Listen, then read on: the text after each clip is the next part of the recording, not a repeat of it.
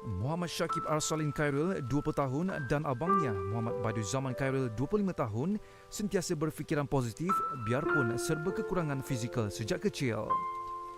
Hasil usaha, mereka berjaya memperoleh 5A dan 6A dalam sijil pelajaran Malaysia SPM serta keputusan jahit dalam sijil tinggi agama Malaysia STAM. Walau susah macam mana pun, jangan putus asa lah. Teruskan belajar, dapatkan keputusan yang cemerlang. Setiap hari saya akan peruntukkan masa beberapa jam untuk belajar. Betul ada masa untuk beristirahat. Lebih membanggakan, dia turut menerima anugerah pelajar cemerlang OKU dalam SPM peringkat Sekolah Menengah Agama Khairiyah Temerloh pada 2011. Bercita-cita menjadi seorang penterjemah bahasa Inggeris, dia kini menyambung pelajarannya di sebuah universiti di Temerloh dalam bidang TESOL. Inspirasi untuk study, utamanya memang minat sendirilah nak study. Lepas tu dengan dorongan abah dengan umi, tu dengan abangnya yang lagi macam lagi teruk tapi boleh belajar, akhirnya kenapa kita tak boleh kan? Dia yang bercita-cita untuk menjadi jurutera perisian juga sedang melanjutkan pelajaran di universiti yang sama dengan abangnya.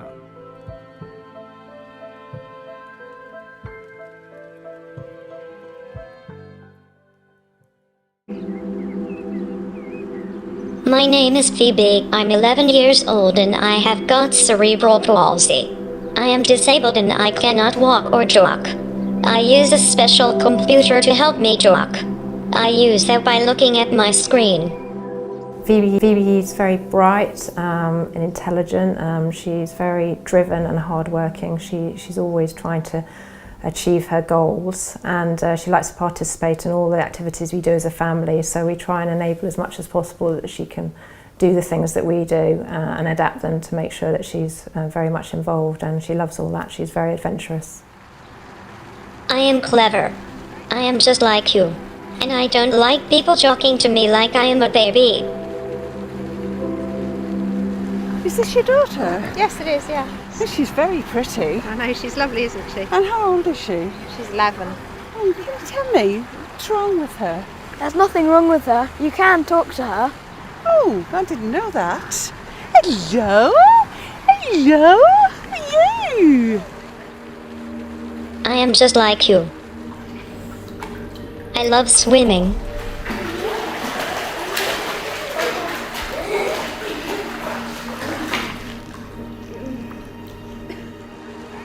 And I love to go skiing.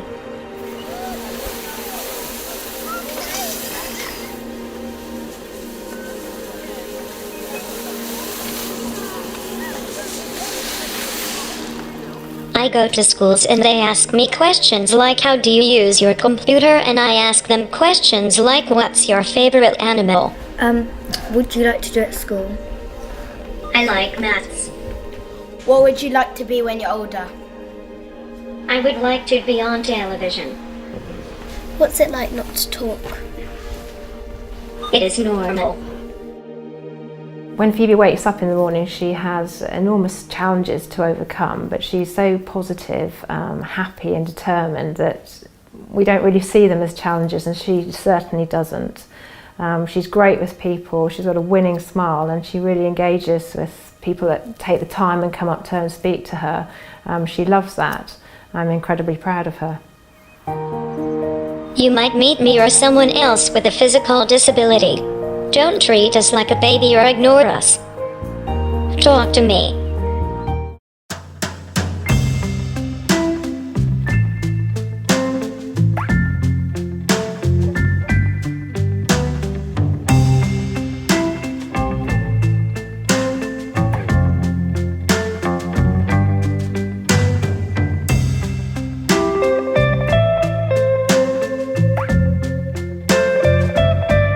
Assalamualaikum dan selamat sejahtera. Hari ini saya akan menerangkan mengenai jenis kecacatan yang dikenal pasti berdasarkan dua video yang telah kami pilih. Pertama, di Malaysia. Video pertama menunjukkan dua adik-beradik itu mengalami limb defect atau kecacatan anggota badan. Keadaan di mana berlaku kehilangan separa atau sepenuhnya mana-mana bahagian anggota badan, termasuk kehilangan tangan, kaki dan jari tangan atau jari kaki. Di Malaysia, terdapat pelbagai bantuan yang telah disediakan oleh pihak kerajaan bagi membantu golongan-golongan kurang upaya untuk mempunyai kehidupan yang lebih baik. Sebagai contoh, bantuan yang telah diberikan oleh pihak kerajaan kepada orang kurang upaya walaupun limb defect ataupun kecacatan anggota badan, seperti mereka diberikan peluang pekerjaan dan pelbagai program seperti penempatan pekerja yang dilaksanakan bagi membantu orang kurang upaya untuk bekerja, menjalani kehidupan seharian. Manakala video di Eropah, kanak-kanak wanita tersebut mengalami cerebral palsy, salah satu kecacatan fizikal. Keadaan yang berlaku menyebabkan pergerakan dan postur yang menghadkan aktiviti akibat gangguan bukan progresif di bahagian otak. Cerebral palsy terbagi kepada 3: hemiplegia, diplegia dan quadriplegia. Antara bantuan yang telah disediakan oleh kerajaan Eropah bagi membantu golongan kurang upaya di sana antaranya ialah menyediakan peluang pekerjaan. Pihak kerajaan Eropah menyediakan 50% kuota pekerjaan bagi golongan kurang upaya. Hal ini kerana pihak kerajaan Eropah ingin mengurangkan tahap kebergantungan individu terhadap bantuan. Berdasarkan 2 perbandingan yang telah dilaksanakan antara bantuan yang diberikan oleh Malaysia dan di Eropah, Malaysia lebih bersifat berkebajikan kerana jika orang yang kurang upaya itu mereka diberikan allowance dan pelbagai bantuan kewangan bagi mengurangkan bebanan hidup mereka. Manakala di Eropah pula mereka kurang memberikan bantuan kewangan kerana mereka bantuan mereka bersifat berdikari, di mana mereka akan memberikan pembiayaan kepada orang yang memerlukan dan mereka cuma memberikan inisiatif seperti pengurangan kadar faedah kepada golongan yang meminjam. Hari ini saya akan membentangkan berkaitan intervensi dan cadangan intervensi. Okey, cadangan intervensi terbahagi kepada 2, iaitu rawatan pemulihan dan rawatan ubatan. Okey, kita masuk dahulu berkaitan rawatan perubatan. Rawatan perubatan ni pesakit perlu mendapatkan rawatan ubat-ubatan yang disyorkan oleh pakar perubatan. Ubat-ubatan ni akan dapat mengurangkan rasa kesakitan pada bahagian otot mereka, iaitu rasa ketegangan otot dan bagi mengawal epilepsi. Okey, selain daripada pengambilan ubat-ubatan, pakar perubatan juga ada mengesyorkan berkaitan pembedahan, iaitu mereka ni boleh menjalani pembedahan untuk mengurangkan rasa ketegangan otot mereka dan memperbetulkan anatomi yang tidak normal. Okey, kita masuk pula kepada rawatan pemulihan. Rawatan pemulihan ni terbahagi kepada 3, iaitu pertama fisioterapi dan kedua speech therapy dan ketiga terapi cara kerja. Okey, fisioterapi ni ialah rawatan terapi. Okey, ahli fisioterapi ni akan menilai dan merekod perkembangan pesakit cerebral palsy. Jadi mereka ni akan diajar tentang teknik senaman atau regangan yang betul. Contoh teknik senaman ni misalnya tentang bagaimana cara untuk mereka duduk, untuk merangkak, untuk berjalan dan lain-lain lagi. Fisioterapi ini juga bertujuan untuk menghilangkan refleks dan corak pergerakan yang tidak normal kepada diri para pesakit ini. Okey, teknik senaman dan regangan ini juga boleh dijadikan panduan bagi ibu bapa untuk mempraktikkan senaman dan regangan yang betul tu dekat rumah mereka. Okey, fisioterapi ni juga akan dapat membantu mereka untuk mengekalkan kemampuan fizikal dan menambah baik masalah pergerakan mereka itu sendiri. Okey, kedua kita masuk pada speech therapy. Speech therapy ni adalah satu terapi untuk membantu pesakit yang tidak mampu untuk bercakap atau berkomunikasi dengan baik. Okey, melalui speech therapy ni, para pesakit cerebral palsy ni akan sebaik mungkin dapat bercakap seperti orang lain yang normal kan. Okey, ketiga kita masuk pada terapi cara kerja. Okey, terapi cara kerja terbahagi pada dua, iaitu latihan aktiviti kehidupan harian. Latihan aktiviti kehidupan harian ni contohnya kita ajar mereka tentang cara untuk makan, untuk minum dan untuk bersihkan diri mereka sendiri kan. Kedua, latihan kefungsian tangan. Seperti kita tahu, cerebral palsy ni kan dia tak boleh nak tangan dia tu tak boleh nak normal macam kita ni kan. So mereka ni sudah tentulah mereka ni tak dapat nak pegang apa-apa barang dengan kuat apa semua tu kan. So kat sini latihan kefungsian tangan ni akan dapat membantu mereka mengurangkan masalah untuk memegang barang-barang mainan ke apa semua tu kan. Okey, itu sahaja berkaitan intervensi bagi cerebral palsy. Terima kasih. Okey, seterusnya saya akan melakukan penilaian perbandingan antara kedua-dua video tersebut.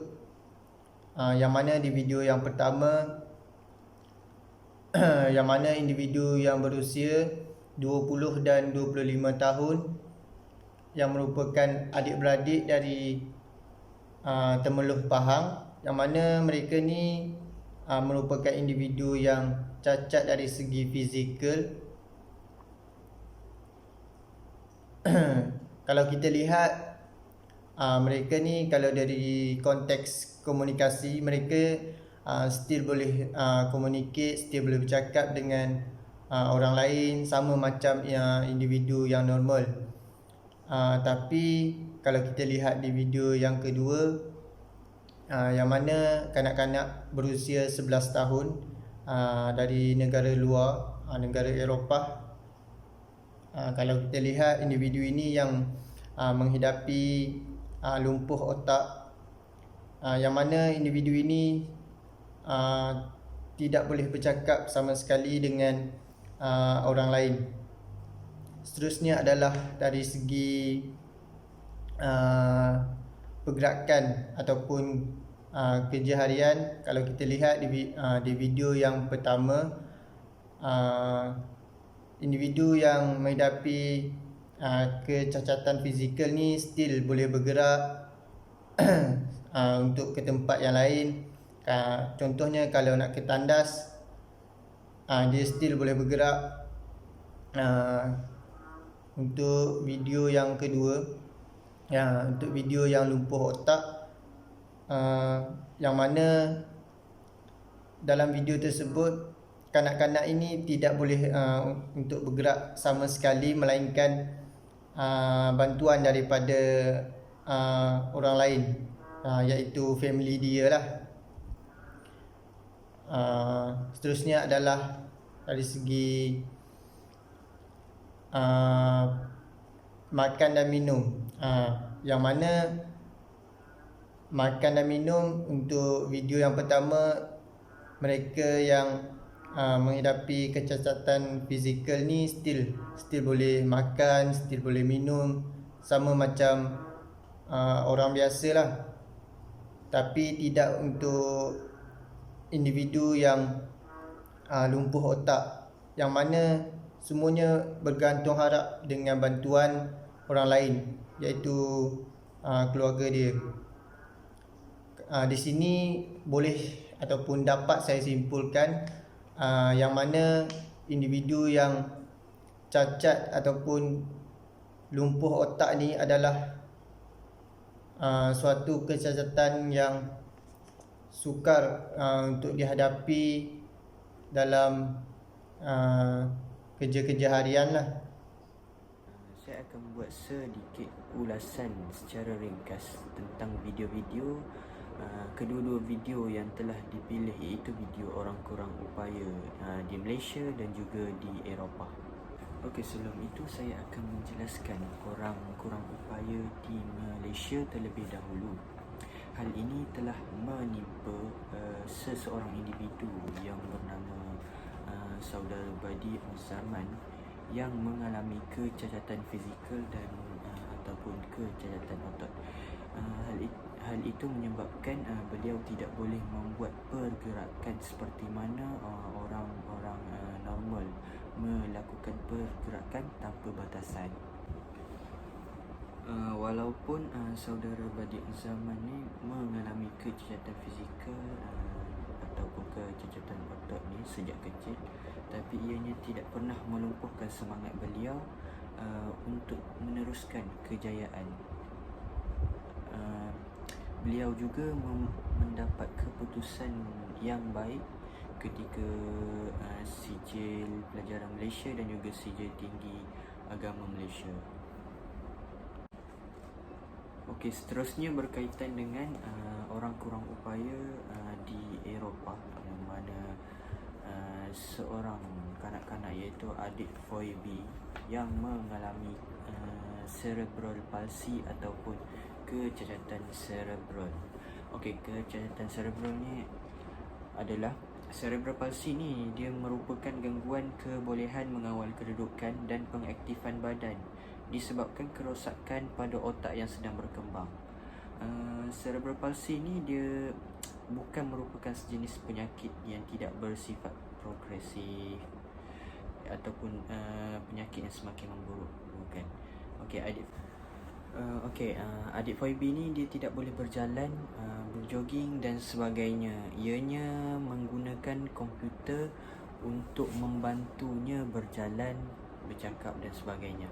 Walaupun Foibi ni dia mengalami cerebral palsy, tetapi ianya tidak menghalang untuk Foibi itu bekerja keras untuk mengejar matlamatnya.